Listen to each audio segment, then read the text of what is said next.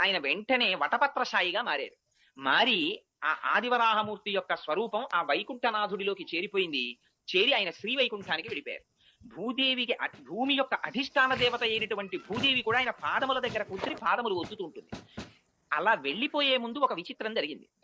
ఋషులందరూ అక్కడ ఉండి భగవానుడున్నాడని యాగాలు చేస్తుంటే వెంటనే అక్కడికి రాక్షసులు వచ్చారు. ఇవి రెండు ఎప్పుడూ చేరుతాయండి భగవానుడున్న చోట. అందుకే భగవానుడికి సూర్యుడు చంద్రుడు కళ్ళు. రాక్షసులు ఉంటారు, భక్తులు ఉంటారు ఒకే చోట.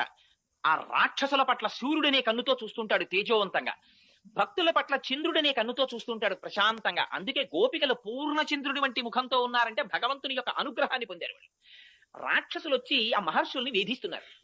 రక్తమాంసాల్ని తెచ్చి యజ్ఞగుండాల్లో పడేస్తున్నారు.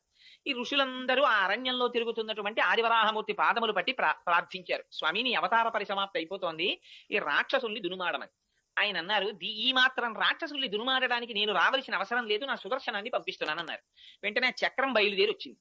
వచ్చి అందులో అన్నారు, ఆ వ్యాఖ్యానంలో ఒక విచిత్రమైన మాట రాశారు.